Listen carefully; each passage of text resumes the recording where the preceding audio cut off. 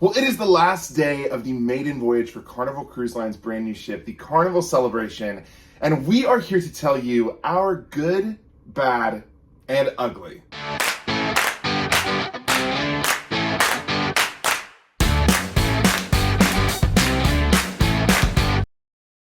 Hey everyone, what's up? My name is Jordan. And I'm Jared. And this is JJ Cruz. Thank you so much for joining us in the channel today. We are talking all things good, bad, and ugly about Carnival Cruise Line's Carnival Celebration. This cruise ship review will give you top tips and tricks if you are coming on the celebration soon, so definitely watch till the end. And we do have an update on the elevator situation for people who saw our first impressions video earlier in the week. I just have to say, the ugly, maybe the worst ugly we've put in a review so far. So make sure you stay till the end so you can be best prepared, whether you're getting ready to book or if you're already booked and getting ready to sail on Carnival Celebration. Before we get into any of it, don't forget to hit the subscribe button. We are now on a journey to 40,000 subscribers. You could be a part of the first 40K JJ crew, and we love you for it. And while you're at it, hit the thumbs up. We're going to start here by talking about the good, and we are going to start in our stateroom, which is actually where we are sitting right now. Now, we've talked a lot about staterooms on the channel this last week. We had an inside stateroom. We ended up moving to a balcony stateroom, which has been really nice. But there are several good things about this particular stateroom and the staterooms in general on the Carnival Celebration. Yeah, you can kind of see some of it already. The decor is really nice. It's very fresh, airy. We absolutely love that about our balcony cabin. The other things we love is the storage. There is plenty of storage for a 14-night sailing, which is what we're on right now. So if you're on a 7-night sailing or even less than 14 nights, you're gonna have a breeze and packing away everything so it's out of sight, out of mind. Next, we're gonna talk about the overall ship design. Of course, after you go into your stateroom on board the ship, you're gonna kind of go and explore the ship. And the overall ship design is gorgeous. It's a brand new ship. She's a wonderful, full of surprises and new things. And we really enjoy some certain aspects of it. One of the zones that we love on the ship that we haven't talked too much about is the gateway. The gateway is a new area consisting of bars like Latitudes and the all-new Golden Jubilee. This area really transports you all around the world, taking you to places like Alaska, the Far East, Hawaii. The LED screens move and change and shift every single night, and it is really an innovative space that we haven't seen on a Carnival cruise ship before. I just have to throw out that I really like Latitudes Bar because not just can you see everything, you can actually experience by drinking cocktails inspired from countries all around the world. I personally recommend the Sakura. You will not be disappointed. This area also has live music every single night, and it truly is an area that comes alive in the evenings.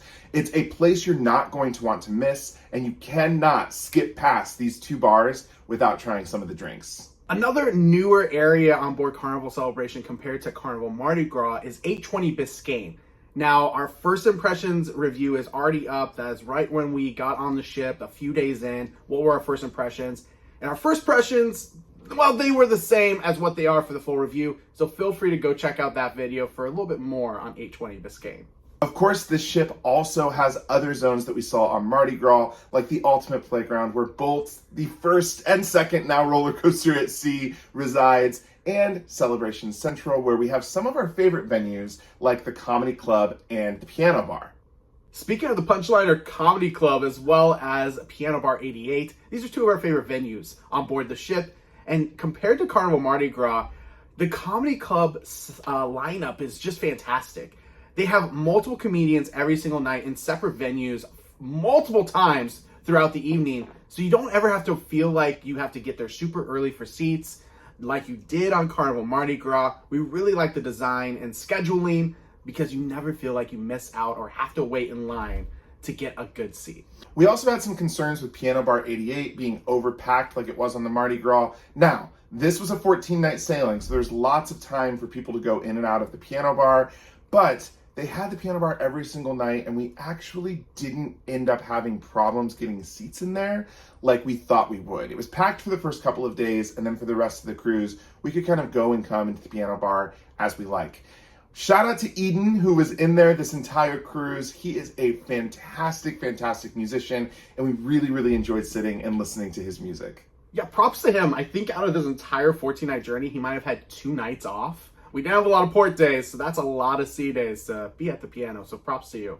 Now let's move into food and service. There's a lot of dining venues on the Carnival Celebration, and we almost successfully tried all of them. There are a few of our favorites and places that we just think have done a really good job in terms of the food quality, the taste, the flavor, and the overall experience. So we want to kind of jump in and share those with you. First, let's talk about fast casual dining for midday. And Carnival is king when it comes to fast casual eating.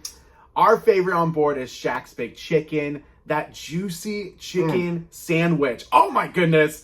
Literally, I do not get a lot of chicken sandwiches because we cruise so much that are delicious. And this chicken sandwich is very similar to some of the best chicken sandwiches on land. And we love that we have it every single day as an option. Now for dinner, Carnival has done something very unique on the Mardi Gras and Celebration in making multiple dining venues included in your cruise fare. So not only do you have the main dining room and the buffet like on other ships, now you have Cucina del Capitano, Shebang, and Guy's Pig and Anchor all included for dinner. Out of all options available to us, one stuck out as the best, and that was Shebang. We ate there 5 times during the 14 nights, and every single meal was consistently delicious. The service was very, very quick, and we had a great dining experience, probably some of the best that we've had across all Carnival cruises that we've been on. If you're not familiar, Shebang is a mix of Chinese and Mexican, so you can get all Chinese, all Mexican, or mix and match. It's a really great style for a cruise ship because you don't get a lot of those options in a specialty restaurant together. We were so glad that we had some amazing specialty dining while on board. It's a longer sailing, so we had time to really relax and enjoy everything. Some of the best specialty dining on board is definitely that of Fahrenheit 555. That's the steakhouse on board. We know that steakhouses can have mixed reviews, and every steakhouse is a little different, even if it's in the same cruise line. This one is not to be missed. I'm a steak snob, and it was absolutely delicious. The steak was cooked perfectly. Our mouth is watering right now just because literally it is so, so good. Another specialty restaurant that we got to eat was Emeril's. Do not miss Emeril's. Not only is it inexpensive, it is delicious. If you've eaten at an Emeril's restaurant on land, it's very consistent to what you'd get on land, but at a way lower price.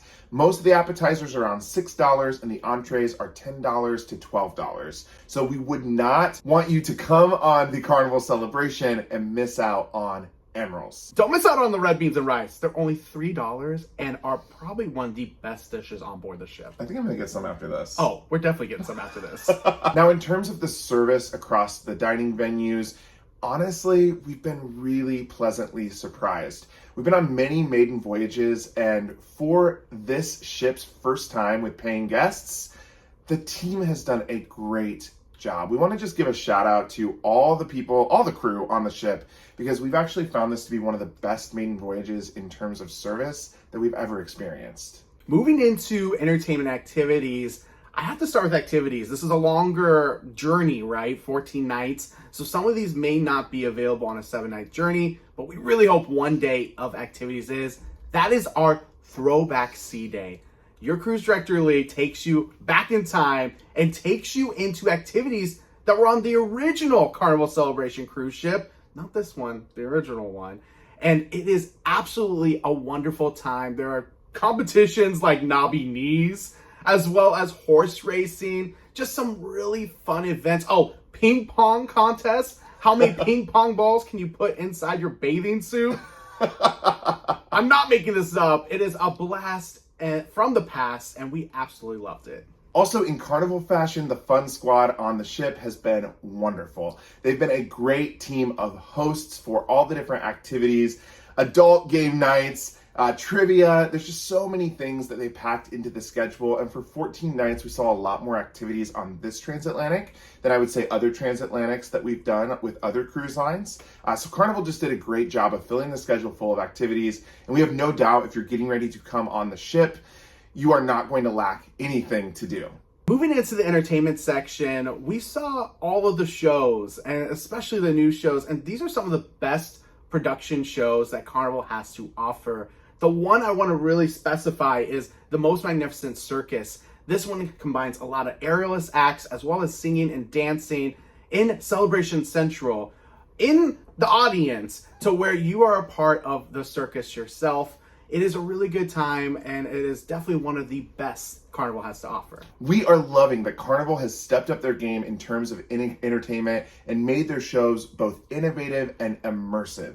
They truly transformed Celebration Central into a big top circus, and it was so much fun to watch these incredible performers on stage.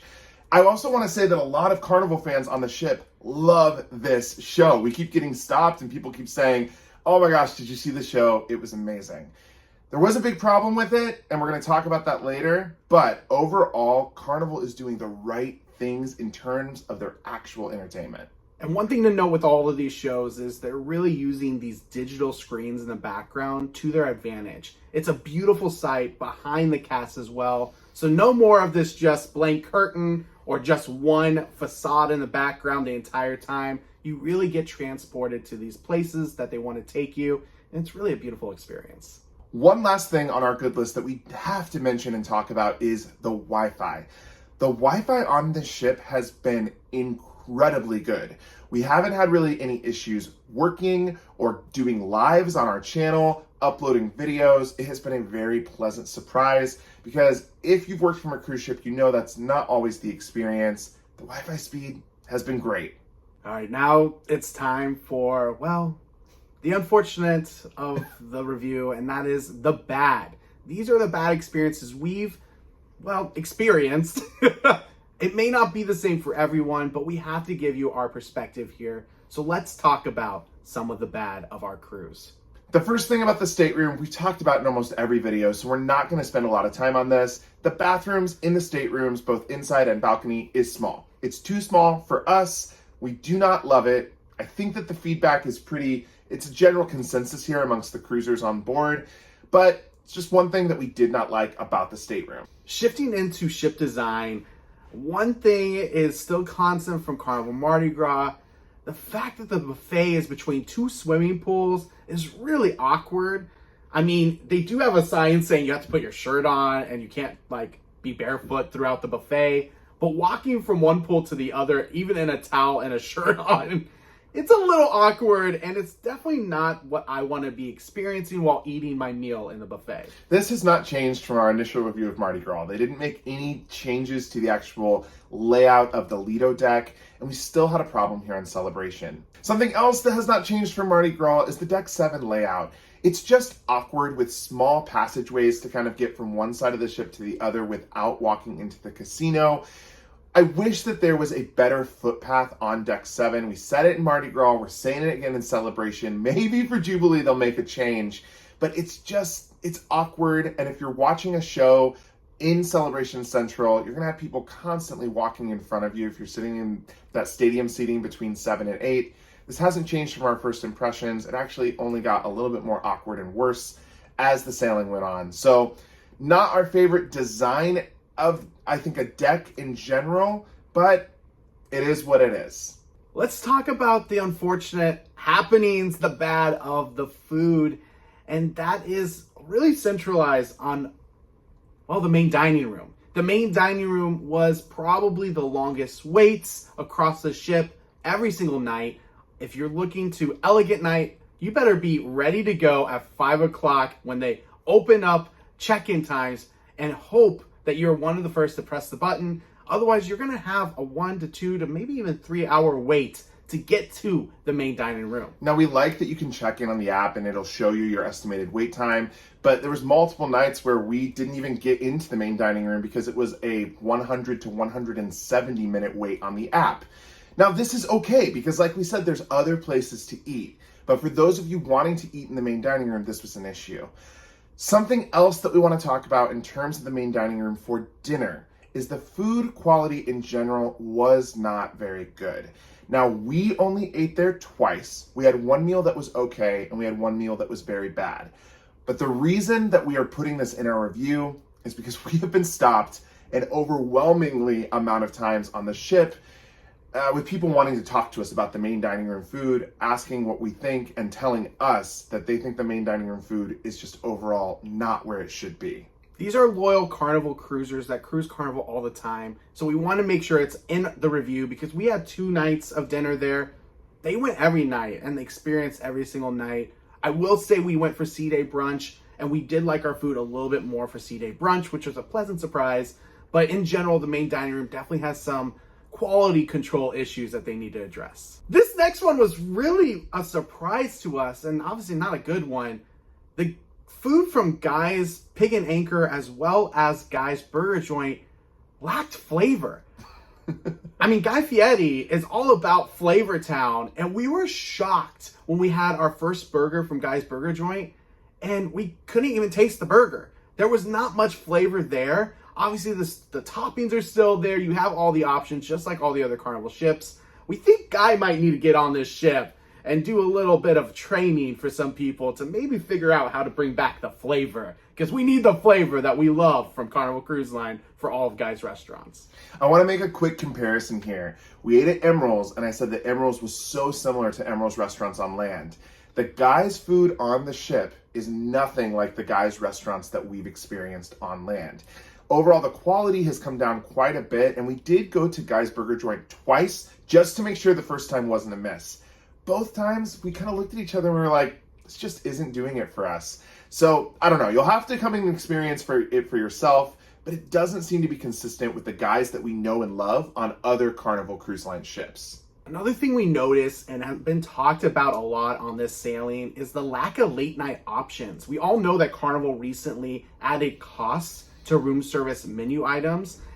And so really you want to make sure you're not having to get charged for food late night. And the only option is pizza.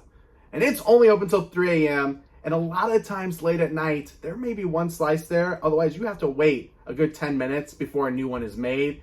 It's just not the right format. A lot of other cruise lines handle this properly with sandwich options or small bites to eat, even cookies being out late night, maybe parts of the buffet being open late. This just is not something we were expecting on Carnival Celebration. So it was a bad surprise, in all honesty. Consider this our petition to make Shaq's Big Chicken open 24 hours. If you agree, comment below. One last thing on the food side is that there's just not a lot of healthy food options on the ship. There is a salad bar on the Serenity deck and of course in the buffet, but overall we found ourselves just having a lack of healthy food options. Now this is in comparison to some other cruise lines where we really do feel like we can eat healthy on ships.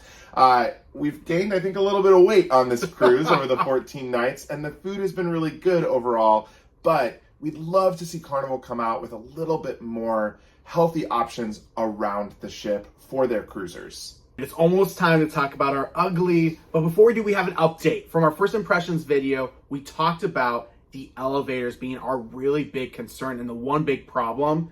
We are happy to say that there has been round-the-clock servicing of the elevators in the right way. We are constantly seeing, I don't know, mechanics, engineers, I don't know what you call them. The people that service elevators have been really working hard and are making sure that these elevators are fixed. So thank you to Carnival for really taking our safety into your hands by really making a focus. I think it will be really good by the time the first sailing out of the Caribbean happens. The elevators have been so much better. It is now time to talk about our ugly, and we actually want to talk about this in a little bit of a serious tone because we think that this is a major, major problem, not only for the Celebration ship, but for Carnival as a brand.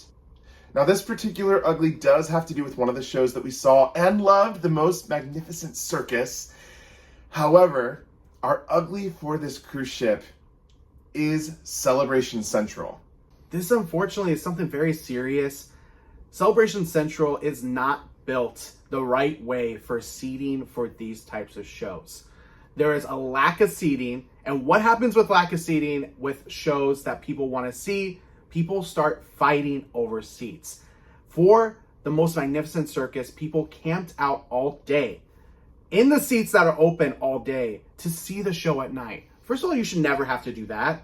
But what came later was absolutely the most disgusting behavior we have seen on a ship period. Now, Celebration Central on Deck 6 is kind of split into two areas, the front section and the back section. The back section was open all day, and people camped out in those seats. A lot of those seats are even limited view for the stage, so you couldn't necessarily see everything unless you watched the screens.